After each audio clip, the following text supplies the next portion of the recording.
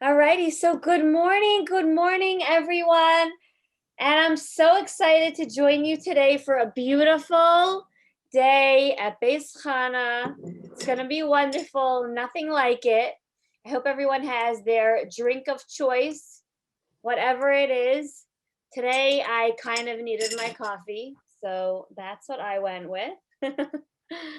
um, Lemon water, usually the better drink of choice. So nice to have cameras on and actually see everyone. This is wonderful.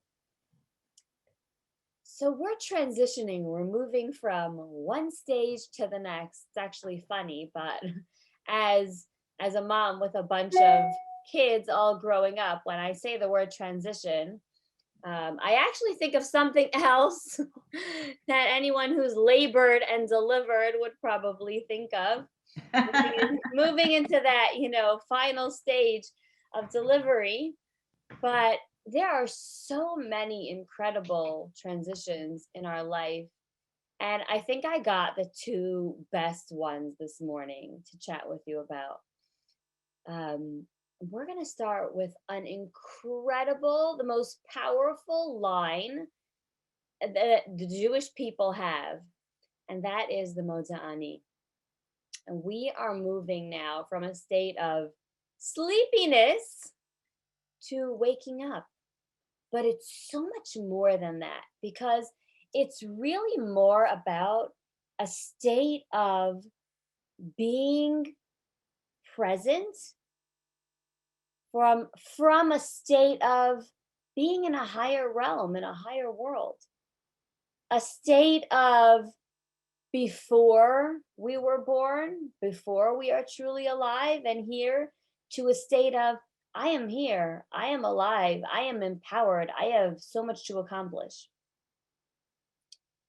And that is the beauty of waking up every morning as a powerful, roaring Jewish woman, opening our eyes for the first moment. And that first moment that we wake up, the first moment that we open our eyes and we look at the world around us, that is compared to a very special mitzvah in the Torah. It's a mitzvah that has to do with giving a gift of our first produce. Does anybody know about that mitzvah? Anybody know what it might be called? A mitzvah that has to do with the first produce. Bikurim. Very good. We have some Torah scholars here. So the Bikurim. So the Bikurim were, for most of history, humanity, we were an agricultural people. We were very connected to the land and the growth and our trees and our vegetation. And as soon as our produce began to grow, we would tie a string around the very first blossoms, around the very first fruits that were growing, and we would bring those special fruits of the land of Israel, once they ripened, as a gift to God in the Holy Temple, to the Beit HaMikdash. And those were called the Bikurim, the very, very first. Masha says, some of us are still connected to the land. I am a shepherdess. That is so awesome. I would love to come visit and see that. So all of us today, whether we're connected to the land or we're not, this mitzvah of Bikurim actually could apply in our personal lives. Because we all do have firsts. We all do have first moments. And every single day when we wake up, those first moments that we open our eyes, those are our best moments according to Torah. Those first moments we open our eyes, we haven't read the news yet. We haven't gotten dressed and clothing changes our personality. We haven't yet chatted with anyone to hear their perspectives and their worldviews. Those first moments when we wake up, we're just like a clean slate. Those are our firsts. And those first moments are our best. And so we want to take those first moments and say, here, God, you take those first moments. I'm dedicating them to you. And how do we do that? The very first moment when we wake up in the morning, we open up our eyes and we sing these words. Some of you may know them, and I'm going to share them with all of you, and we're going to do a little meditation on them soon. Modeh Ani lefanecha melech chai v'kayam. And we're basically saying, I thank you, the one who created everything, for returning my powers, my spirit, my energy, my soul back to me, for making me alive today. That first moment when we wake up, we're saying, I'm dedicating it to you. Now, I want to tell you why this is so empowering. So my husband and I run a Chabad on a college campus, live in Atlanta, and we actually just got some flurries of snow this morning, which caused my kids' school to be shut down till 10 a.m. because it's a national emergency. Very scary. We got some flurries. And we're here at Georgia Tech and Georgia State. And I've seen this whole trauma that a lot of our students are having, especially recently, where they're kind of just wondering, like, what's my purpose? What am I here for? But they're not saying it in those words. They're just saying things like, I'm going through a mental health crisis. And sometimes that is a very serious thing to take into consideration. And sometimes we have to look them square in the face and say, hey, you got stuff to accomplish. You're a busy, important person. There is an entire world that's depending on you. Think about that. You are purposeful. You are meaningful. You are needed. And as soon as we shift that perspective just a little bit from, oh my goodness, I feel so useless, to whatever you feel, it doesn't matter. You have so much that needs to be accomplished in this world. Boom. It's like you're talking to a new person. We've had this again and again and again, especially now, young people, when they have to be locked up and not socializing, it's like the greatest trauma ever, not going to parties and not hanging out and not having a lot of people around. And they're just feeling so overwhelmed that they're so alone. We're like, hey, it's cool. The whole world is doing that right now. They're like, oh yeah, really? We're like, yeah, really, actually, like really nobody's socializing. So you're not strange. This is cool. This is fine. You have a lot to accomplish on your own. And they're like, oh yeah, okay. When we say Modeh Ani in the morning, what we are saying is, I am alive. During the nighttime, a part of our soul leaves us and goes up above to a higher place, to a better place, to get clean, to get purified. And we experience 1/60th of death. When and if, because it always is an if, we wake up in the morning, we did so because God has great trust in us. Because God trusts us that today we are going to accomplish so much, that there's something that only we can do in the world today. So when you wake up in the morning, and all of you did, thank God, it's because there's a reason for why you and only you have to exist today. And nobody else could accomplish what you need to accomplish today. Because if somebody else could, then you would not have woken up today.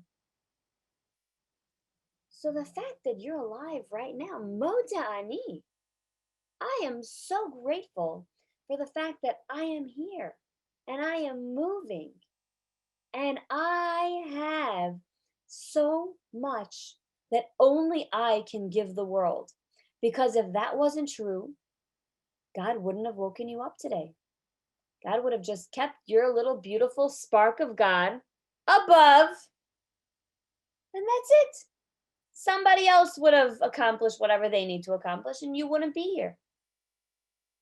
But if God is giving us our neshama today, it's because there's something special and unique that only we can accomplish. And I think taking a moment to think about that, taking a moment to feel gratitude, to feel grateful, just for the fact that we're here and we're alive, is so empowering. I'm going to do a little meditation with you on Modeh Ani. I'm going to share my screen in a moment. But before I do that, because most of us, many of us, I know there are people from all across the globe here, but I just woke up, and this is a great thing to do at any time of day. I would like us all to take a moment, take a pen, take a paper, or just in your own head or on your phone, jot down somewhere. Make for today a little gratitude list. Just write down whatever comes to mind that you are grateful for right now. And this is a personal thing. You don't have to share anything afterwards. But afterwards, when we say the Modeh Ani together, you'll be able to have all those bits of gratitude in your mind. I'm going to give everybody 2 minutes of quiet to just make a list, a gratitude list for today.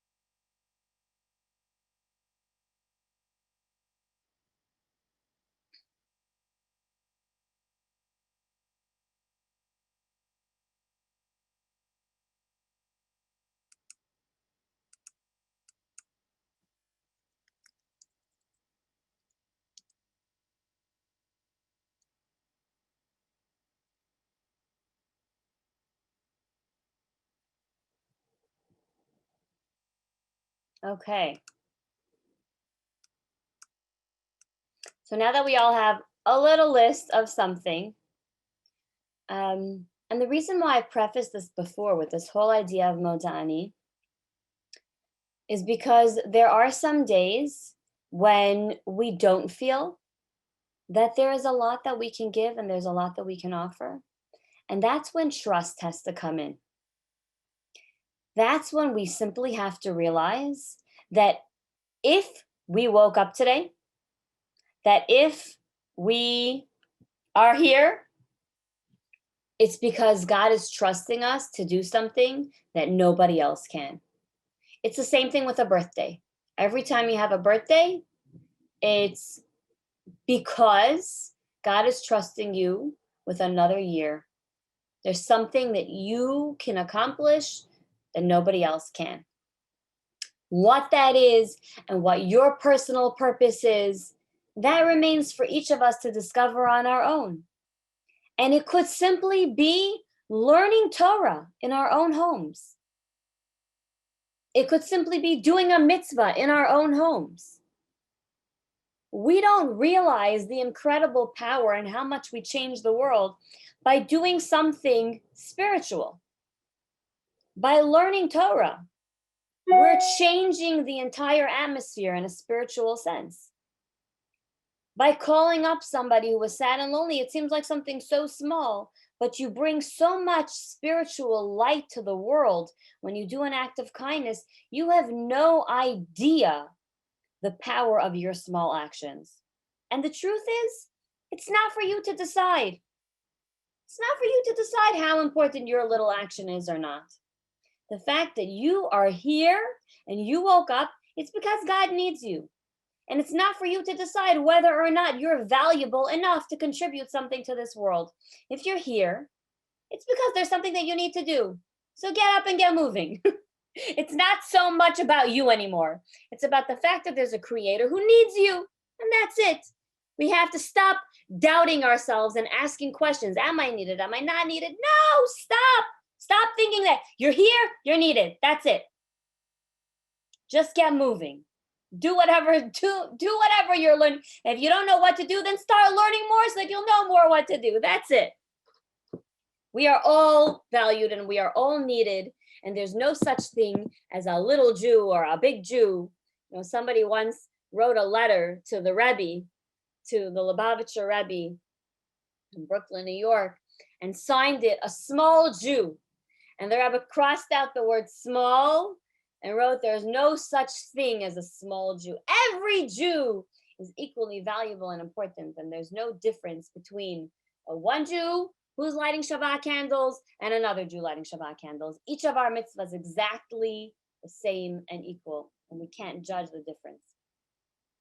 Okay, so we're going to do this little Modeh Ani meditation here together.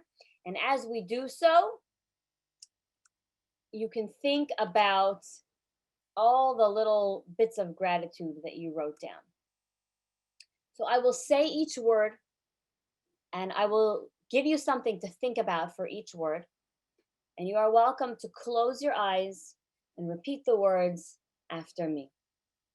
Even if it's the middle of the day for you, but especially if you just woke up. So you're welcome to close your eyes if you want, or have them open and see this handout in front of you. But here is the text. And I will have this shared with all of you afterwards. Modeh. I admit, I thank, I surrender. Ani. I. Just the simple me, as I am, as I woke up this morning, without being changed by anything in the world around me.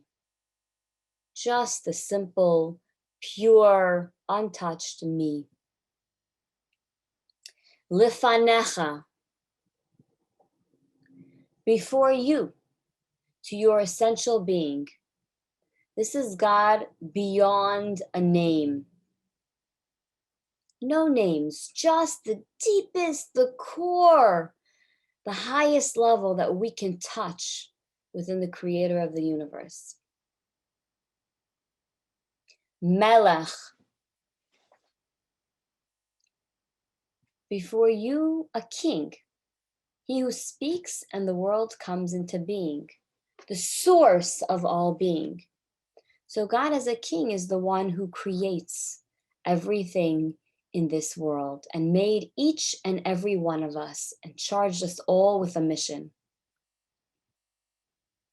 Chai. Alive, the source of life, real and true. V'kayam. You, our creator, are enduring, sustaining, unchanging. And you, this great creator, shehachazarta bi, you have returned, recharged within me. Nishmati, my breath of life. You've given me the gift of becoming alive once again today. B'chemla, with compassion. Rabba emunatecha, great is your faithfulness. You have so much trust in me that even if yesterday and the day before I did not do what it was that you wanted of me, nevertheless you woke me up again today because you trust that today I'm going to get my job done. Those are the words of Modeh Ani, and we will share them with all of you. I can actually put it now into the chat box, but for afterwards, well, it'll go up on the website or something. You'll all get it in your email, and you'll be able to have this Modeh Ani at any time, but it's in the chat box for now as a PDF. Okay, I want to share one more thing with you that we do quickly in the morning. Ta-da! Who's ever seen something that looks like this? Woo! This is Netilat Yadayim for the morning, or as some people say in Yiddish, Negelwasser, which literally means nail water. Okay, now this is something very interesting that Jewish people do. And I'm going to tell you how it's done. This is just a bowl, and this is just a cup that has two handles. You've seen a cup like this before for washing for bread. Some of you have a cup like this for washing for bread. Okay, so here's why we have this. We put it next to our beds. We're like, what? You're having a washing cup next to your bed? What is this even for? Mine says Chabad on campus. We're very into branding. So what's this for? Well, it turns out that the Kohanim, the ones who worked for us in the temple, the priests amongst the Jewish people, before they started their work every day, they washed their hands and they washed their feet also. The reason why they washed their hands, one of the reasons, was to remind themselves that every single action that they were going to do with their hands should be for a higher purpose. We too, we wake up and we say, Modeh Ani, God, you trust me so much. There's so much that I have to accomplish. And then we wash our hands to remind ourselves that every action that we will now set out to do should be for a higher purpose. So I have this washing cup next to my bed. And the first thing when I wake up in the morning is, without even taking a step, without even going anywhere, I'm going to take this cup that's filled with water. I'm going to hold it in one hand, and I'm going to pour onto one hand, switch, pour onto the other, switch, pour onto the other, switch, pour onto the other, and one more time, right, and then left, for a total of 6. So it's different from washing for bread. Washing for bread is 3 on the right and then 3 on the left. This is 1, 1, 1, 1, and again, 1, 1, okay? And this special washing in the morning is very empowering because it tells me that everything I'm going to do today, I am like a Kohen. I am someone who is charged with a mission to change the world. There's also a lot of deeper spiritual significance, and I'm sure at another time in Beis Chano, we'll dive into that. Not literally dive into the water by your bed, but dive into that idea. But I really wanted to give you that idea because it's so empowering and so special, and something that people don't necessarily know about. So I really wanted to share with you this Netilat Yadayim by your bed special gift that we Jews have. And maybe we can send out a link for where to buy something like this, but you don't even have to. You could just take a bowl, a cup, and put it by your bed and use that and remind yourself every day that you are empowered with all your actions to change the world. So l'chaim to that.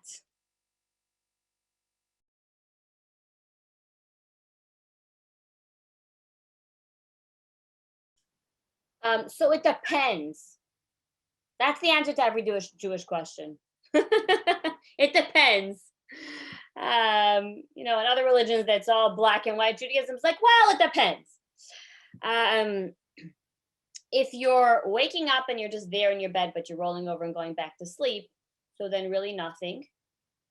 But if you're waking up and you're getting up, You know, we as women, we have so many different stages in life. Sometimes we're waking up and we can't go back to sleep, and sometimes we're starving hungry, and sometimes we're like parched and so thirsty. You know, there's so many different stages in life, that only us women can really jive with each other and understand.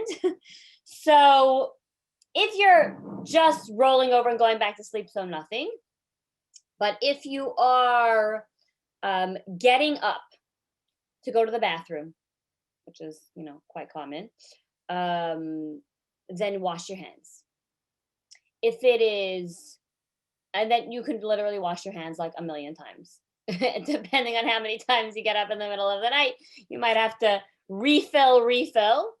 I even know some people who have like two by their bed, but yeah, that water, once you use it, you really want to spill it out in the bathroom because it's impure water. So then refill it up again, or just, you know, have an extra big cup of water so that you've got extra there. But the Modeh Ani is said when it's the morning already. So once it starts to be morning outside, a Modeh Ani is only said once. It's a moment of thoughtfulness. And then if a person wants to eat, so then once it's the morning and you want to eat, then you would say Modeh Ani, you would wash, you would say Modeh Ani, you would say some of the morning blessings.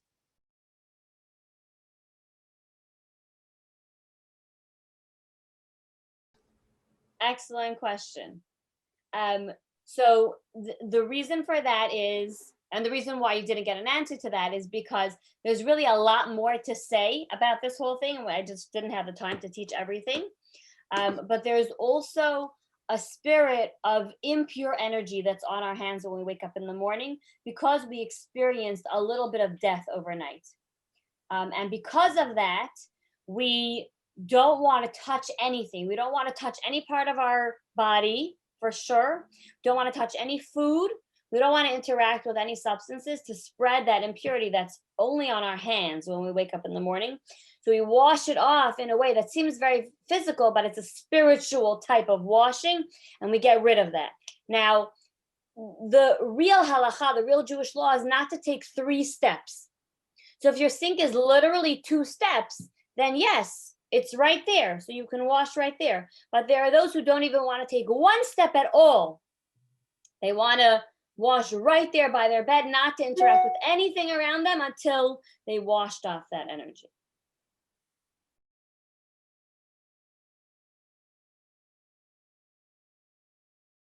Excellent question. They do have some things in common, but they also are very different. So the washing hands in the morning and also after a cemetery, there is that energy of impurity that's there that we are removing, something like a spirit of death. The morning washing is also that thought that we are like a Kohen, that every action that we have should be one that is dedicated to Hashem. Should be one that's dedicated to God. So it's a reminder of that.